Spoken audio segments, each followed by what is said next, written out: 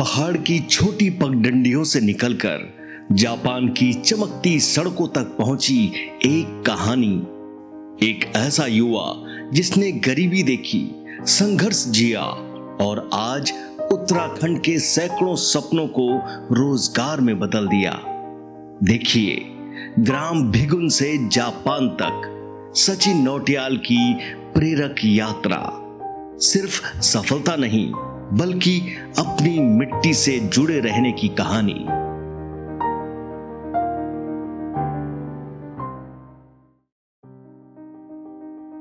कुछ कहानियां किताबों में नहीं लिखी जाती, वे लिखी जाती हैं हथेलियों की लकीरों पर, पसीने की बूंदों में और उन रास्तों पर जिन पर चलते हुए कई बार पैर भी छिलते हैं और सपने भी।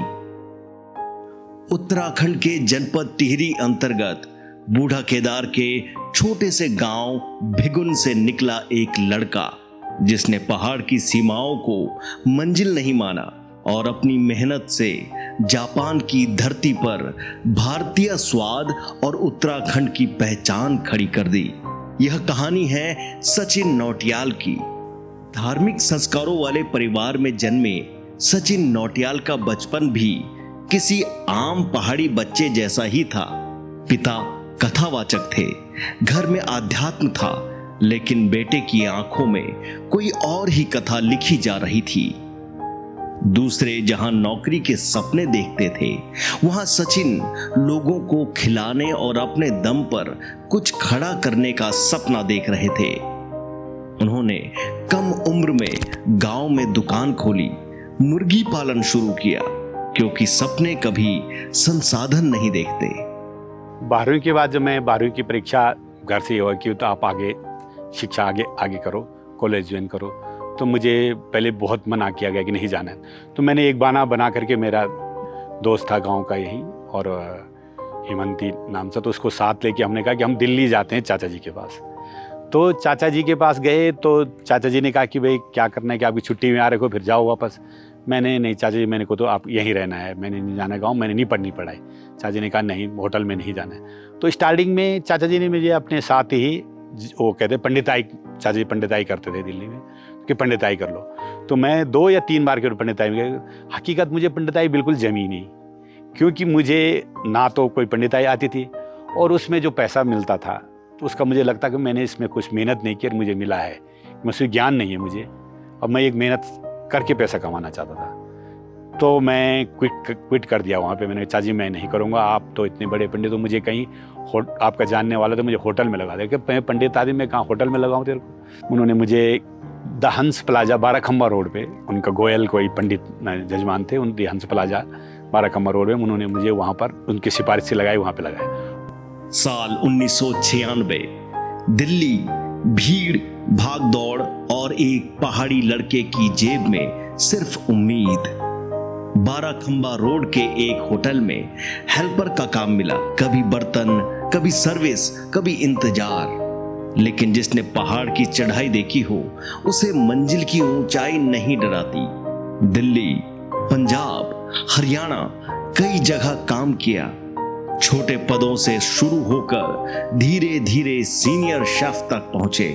कई रातें भूख से लंबी थी, लेकिन हार से छोटी।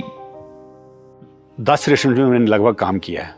मेरा एक जुनून था कि मैं हर क्षेत्र में थोड़ा लूँ, तो कार्य सीखने की एक रुचि थी। तो स्टार्टिंग में मैंने कहा कि पहले मैं दिल्ली में काम किया, तो फिर मैं वहाँ से पंजाब चले गया, तो कुछ दिन तक फिर लुधियाना में काम किया, चंडीगढ़ चले गया, उस्ताद जी ने कैटरिंग के लिए भेजा था, फिर वहीं कुछ दिन रहा। फिर वहाँ से फकवाड़ा आया, फकवाड़ा से फिर खन्ना में त्रिमूर्ति नाम उससे रेस्टोरेंट की ओपनिंग करवाई, तो वहाँ 1.5 साल के करीब वहाँ रहा। तो ऐसे ही हर जगह पर वो, उसके बाद नकोतर गया, फिर दोबारा फकवाड़ा हैंग्री जैक नाम का रेस्टोरेंट हमने खोला वहाँ पर। काफ़ी उस समय एक ओनर फॉरेन में रह के आया था, उन्होंने मुझे बहुत प्रभावित किया था कि मैं तुझे विदेश ले जाऊँगा। एक लक्ष्य था कि बाहर जाना है, तो काफ़ी समय तक उनके साथ रहा। तो फिर मुझे लगा कि मैं यहाँ इस क्षेत्र का, मैंने पंजाबी खाना सीख लिया, तो मैं कुछ समय मेरठ में, मुगल महल में आया, थोड़ा कुछ दिन वहाँ रहा। फिर वहाँ से फिर मैंने रिटर्न किया कि दिल्ली का फूड जो है थोड़ा इंटरनेशनल फूड को टच करता है, ये लगभग मेरा इंडिया में 6-7 साल का पीरियड था जो कि मैंने काम किया इंडिया में। फिर आया साल 1999, एक छोटा पहाड़ी गांव और सामने जापान। यह सिर्फ देश बदलना नहीं था, यह खुद को दोबारा गढ़ने जैसा था।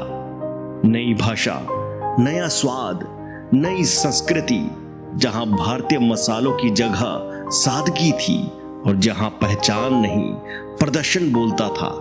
लेकिन सचिन ने समझ लिया, विदेश में टिकना है तो पहले सीखना होगा, और यहीं से शुरू हुई असली उड़ान।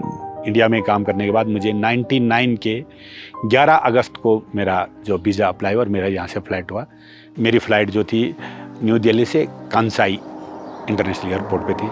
वहाँ उतरा तो वहाँ के बाद बड़ा संघर्षमय जीवन रहा वहाँ पर भी। ओसाका में एक इंडो टाइगर नाम की कंपनी थी, उसमें रहा। इनके ओनर जैपनीज़ थे, तो वहाँ पर जैपनीज़ ओनर होने के बाद मुझे लैंग्वेज का बड़ा काफ़ी स्टार्टिंग में कठिनाई हुई, लेकिन उससे एक जब कठिनाई मिली तो उससे एक अच्छा वो भी मिला, पॉजिटिव पॉइंट कि जैपनीज़ में ही बात करनी थी। तो पॉजिटिव इस रहा कि जो भी जवाब देना है जैपनीज़ में देना है, जो भी बोलना है जैपनीज़ में बोलना। तो उससे लैंग्वेज में बड़ी सहायता मिली। और जो दिमाग में एक बहुत सवार था कि मैंने कुछ करना ही है, तो 2005 में मैंने फिर वो जॉब छोड़ दिया। मैंने सोचा कि मुझे खुद अपना काम करना है, जो मुझे परफेक्ट लैंग्वेज आ गई है। वर्षों की मेहनत के बाद उन्होंने अपना रेस्टोरेंट शुरू किया। पहला नाम नहीं चल पाया, दरवाजा बंद हुआ, लेकिन कुछ लोग हार को विराम नहीं अल्प विराम मानते हैं। एक इजिप्ट का दोस्त है, वो एक रेस्टोरेंट चलाते थे। आप इसको चला सकते हैं, तो केवल 6 महीने का पीरियड है, आप इसको स्टार्टिंग कीजिए। हमने कहा कि हम करे को नाम को जापान में अच्छा प्रसिद्ध करें, करे किंग नाम से उसको रेस्ट किया था, चलाया। तो काफ़ी संघर्ष किया, क्योंकि सेल नहीं थी बहुत। इजिप्ट का रेस्टोरेंट था, तो इजिप्ट का तो उसमें लोग इंडियन खाने को उस एरिया में उतना नहीं करते थे। तो हमने लोगों को नान के पीस काट काट के और एक बोल में करी दे के फ्री में खिलाया, आप इंडियन टेस्ट लीजिए, अच्छा है। तो स्टार्टिंग में लोगों ने कहा तो अच्छा यार, ये तो टेस्ट अच्छा है, तो जहाँ पे स्पाइस चला है वो नहीं चला। तो हमने स्टार्टिंग से उसको देखा कि हम लाइट खाना देते हैं, लोगों को खिलाया, तो लोगों को अच्छा लगा।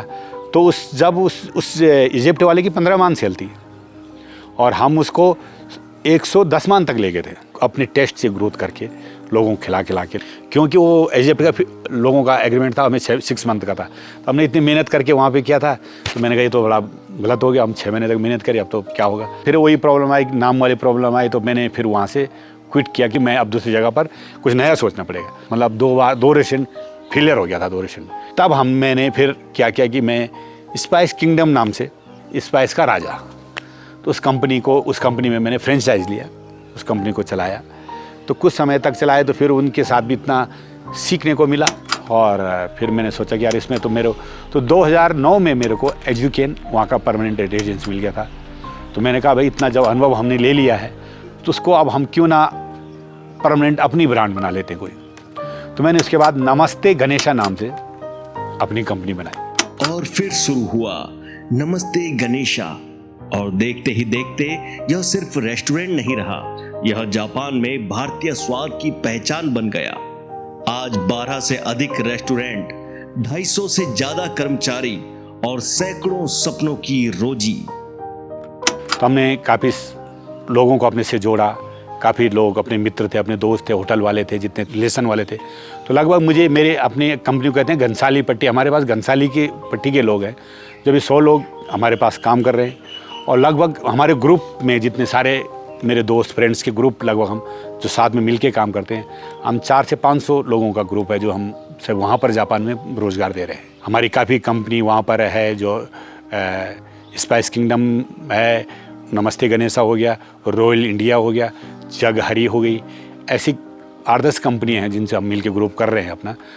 सफलता के बाद अक्सर लोग लौटना भूल जाते हैं, लेकिन सचिन नौटियाल ने लौटने का रास्ता कभी बंद नहीं किया।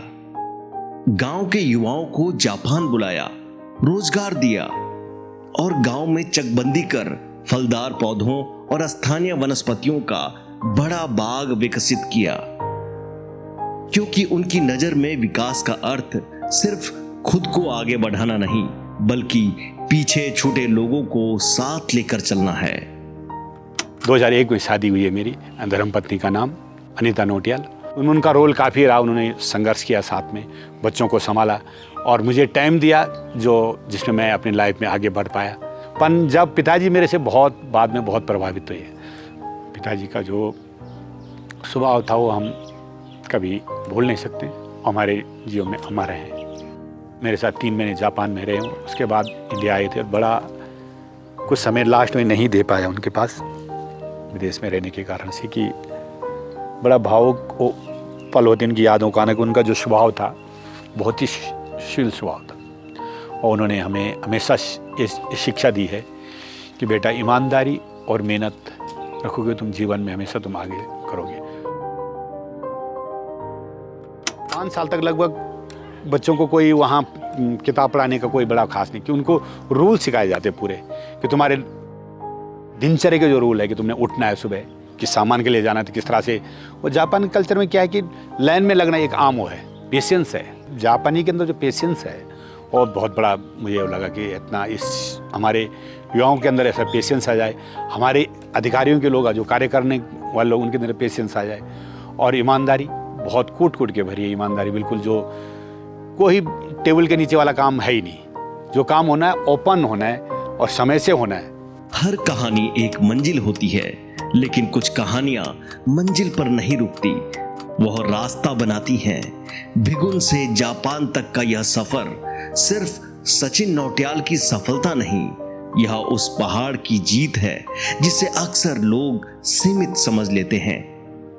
और शायद यही वजह है कि कुछ लोग विदेश जाकर सिर्फ कमाते नहीं, अपनी मिट्टी का नाम भी रोशन करते हैं।